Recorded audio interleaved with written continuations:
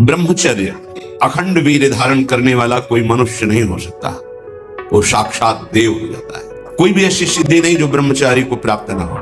इससे बड़ा उत्कृष्ट तप कोई नहीं, सबसे बड़ी तपस्या है। इससे बढ़कर तपस्या तीनों लोकों में कोई भी नहीं पाई गई। सबसे बड़ी तपस्या वीर संचय।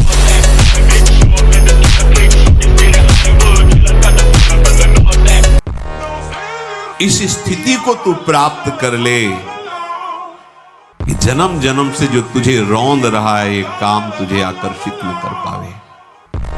अच्छा बुरा, लाभ हानि, सुख दुख, आसक्ति, घृणा, जय पराजय, संघर्ष, शांति, ये सब संसारी के जीवन में होते हैं, साधु के जीवन में नहीं, उपासक के जीवन में नहीं। संसार में रह करके वो संसारियों से भिन्न होता है उपासक। अतः ऐ साधक, तू भगवत प्राप्ति का साधक बन, कामनाओं का नहीं। भोग की कामना जब तक है तब तक तू अपने को किसी भी प्रकार का साधक मत मान।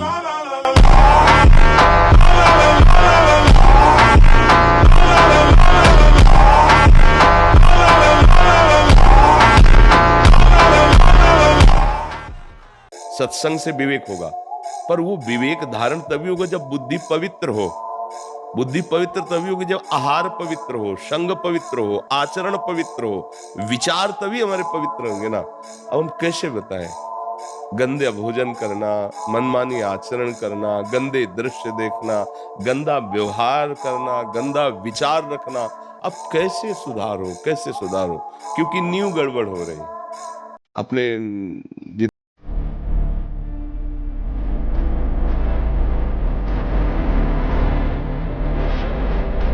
ब्रह्मचर्य ही ब्रह्म की प्राप्ति का ये मुख्य हेतु होता है। मान लो जिसके त्यागने में इतना सुख हो, उसको रोकने में कितना सुख होगा। मान लो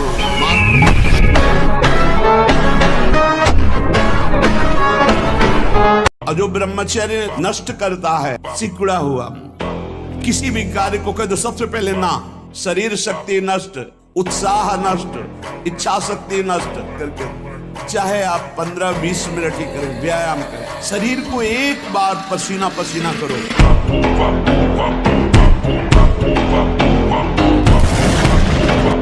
आप सात्विक भोजन और ब्रह्मचर्य धारण करें। हमने दो को देखा है। कानपुर में एक नामी पहलवान थे, मांस भक्षण करते थे। गांव का एक आदमी जो केवल दूध घी खाता था, वो उनसे सवाल थे शरीर में। देर न लगा, 5 मिनट में पछाड़ दिया तो रो रहे थे बैठकर। देखो, ब्रह्मचर्य में एक अपार शक्ति, ब्रह्मचर्य का जो स्वरूप है वो महाबल संकल्प युक्त होता है। हमें लगता है अगर ब्रह्मचारी रहा जाए तो संकल्प से जो बल प्रकट होगा वो किसी को भी परास्त कर सकते हो। कम से कम 1500 दंड बैठक मारियो, फिर 2-4-6 घंटे पद्मासन सिद्धासन में नस नाड़ी एकदम शुद्ध, तब वो ब्रह्मचर्य लगना चाहिए कि ब्रह्मचारी जा रहा है। कोई गर्व न करे महीना 2 महीना ब्रह्मचर्य रह के कि मैं काम विजयी हो गया। भगवान शंकर की समाधि भंग कर सकता है, तुम तो जीव हो, वो शिव है, वो शिव है, उनकी समाधि भंग कर सकता है, तो जीव हो।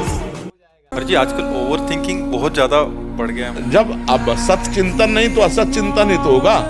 मन फंसा करके तुम्हें दंड नहीं देगा, तुम मनमानी आचरण कर रहे हो तो देखो कितना पाप किया। उस पाप का क्या प्रायश्चित किया? तो इनको जलाएगा नहीं और क्या करेगा?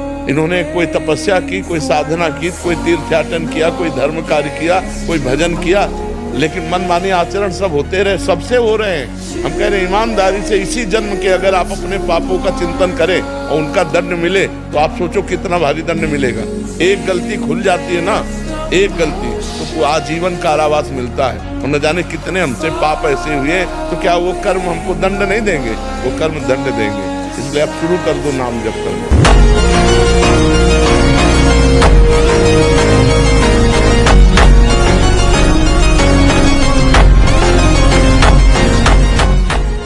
अब आजकल के 15-18 वर्ष के ऐसे बच्चे कि अगर 4 सीढ़ी चढ़ के आए तो गांठों में ऐसे आदत। अब ऐसी अवस्था में तो 5 बार 8-9 खंड की अगर बिल्डिंग हो तो उतर चढ़ के जाए, फिर भी ऐसी दशा न हो, क्योंकि ब्रह्मचारी अवस्था होती है। अब छोटे छोटे बच्चों में दोष हो गया, अब कैसे उसका कैसे वर्णन कर। इस समय तो बिजली जैसा पावर शरीर में, 18-20 की अवस्था का मतलब समझते हो, उद्दंडता की मूर्ति, और हर समय एक शरीर में दिव्य तेज, दिव्य कांति, दिव्य उत्साह।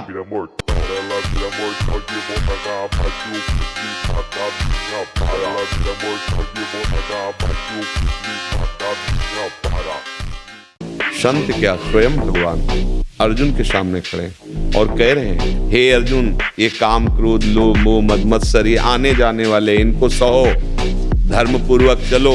अनन्य चेता सत्यम यो माम स्मृति नित्यसा तस्याहम सुलभा पार्थ नित्य युक्त योगिना। हे अर्जुन, मेरा अनन्य चिंतन करो, मुझे अपना मानो, सर्वस्व भाव मेरे में समर्पित कर दो, हो गया, तू मेरे को जान जाएगा।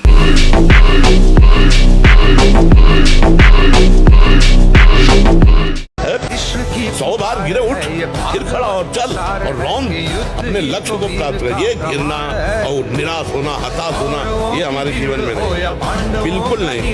हर कष्ट करते रहो, कदम आगे बढ़ाते रहो। और आपका ब्रह्मचर्य ठीक है, स्वाभाविक, बिना प्रयास के आपका मन एक शीतल, एक गंभीर, एक शांत, जहां लगाना चाहो एकदम तुरंत लग जाएगा, विक्षेप नहीं। अभ्यास और ब्रह्मचर्य, प्राणों का संयमन, मन का एकाग्र होना, ब्रह्मचर्य ठीक रहना, तीनों का तारतम्य है।